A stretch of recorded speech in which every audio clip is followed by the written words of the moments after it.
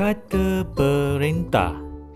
Kata perintah ialah perkataan yang digunakan untuk menimbulkan sesuatu tindak balas terhadap arahan, suruhan, larangan, silaan, gesaan, tegahan, permohonan atau permintaan. Untuk pengetahuan murid-murid, kata perintah dipecahkan kepada 3. Yang pertama, silaan atau jemputan. Contohnya, ayuh, jemput, sila. Yang kedua, kata perintah merujuk kepada permintaan. Contohnya, harap, minta, tolong. Dan kata perintah yang ketiga iaitu larangan. Contohnya, jangan, usah dan tak usah. Murid-murid, mari kita lihat bagaimanakah fungsi kata perintah yang selalu digunakan di dalam ayat, iaitu kata perintah ayuh, jemput, sila yang berfungsi digunakan merujuk silaan atau menjemput seseorang. Contoh ayat, ayuh, kita bergerak ke sana. Jemput datang ke rumah saya pada hari Sabtu ini. Sila letakkan kad di sini. Seterusnya, kata perintah harap, minta, tolong berfungsi digunakan merujuk harapan atau meminta seseorang melakukan sesuatu. Contoh ayat, harap awak tidak meninggalkan saya. Minta Ali membeli seekor ikan kerapu. Tolong pergi dari sini. Kemudian kata perintah jangan, usah, tak usah berfungsi digunakan merujuk larangan kepada sesuatu perkara.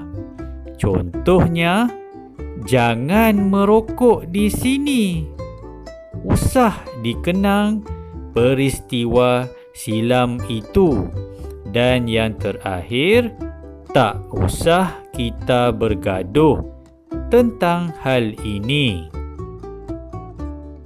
Bermulalah seksi penerangan oleh cikgu berkaitan petikan dialog bertajuk Uniknya Keluargaku, muka surat 7, buku teks Bahasa Melayu tahun 6, menceritakan 2 sahabat iaitu Amar dan Ruben yang berkawan baik. Ruben telah mengajak Amar ke rumahnya. Di rumah Ruben telah menghidangkan pelbagai jenis kuih-muih tradisional masyarakat Cina dan India untuk dirasai oleh Amar. Berdasarkan dialog antara mereka, terdapat ayat perintah dan respon yang perlu kamu gariskan. Adakah anak-anak sudah sedia untuk mencari bersama cikgu ayat perintah dan membina respon berdasarkan ayat perintah yang diujarkan? Jom kita cari bersama-sama. Berdasarkan gambar yang pertama, dalam dialog Ruben terdapat 2 contoh ayat perintah. Yang pertama, jangan malu-malu Amar. Silalah rasa kuih. Berdasarkan dialog yang diujarkan oleh Ruben, respon oleh Amar ialah, "Terima kasih Ruben. Tentu enak rasa kuih bulan ini." Gambar kedua mempunyai satu ayat perintah yang diujarkan oleh Ruben, iaitu makanlah Amar. Respon daripada ayat perintah Ruben oleh Amar, "Wah, enak sungguh kuih yang dibuat oleh ibu kamu, Ruben." Kemudian, gambar yang ketiga diujarkan oleh Amar. Terdapat dua ayat perintah yang perlu murid-murid kenal pasti. Yang pertama, tolong ambilkan album itu. Yang kedua, harap kamu tidak keberatan.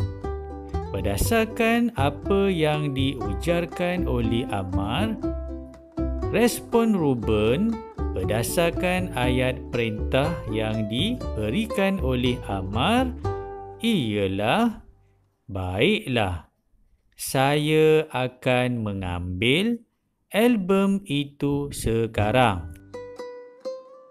Pejam celik, kita sudah sampai di akhir video pembelajaran kali ini. Bermulalah tugasan yang perlu disiapkan oleh murid-murid semua. Tugasan minggu ini, murid-murid perlu menjawab petikan dialog yang mempunyai ayat perintah berserta respon ayat perintah yang diberikan berdasarkan video yang ditonton. Kemudian, jawab soalan kedua di bawah sebagai pengukuhan. Semoga video yang ditonton ini dapat membantu anak-anak mengenal pasti ayat perintah dengan respon berdasarkan ayat perintah yang diberikan. Sekian, Assalamualaikum, bye-bye.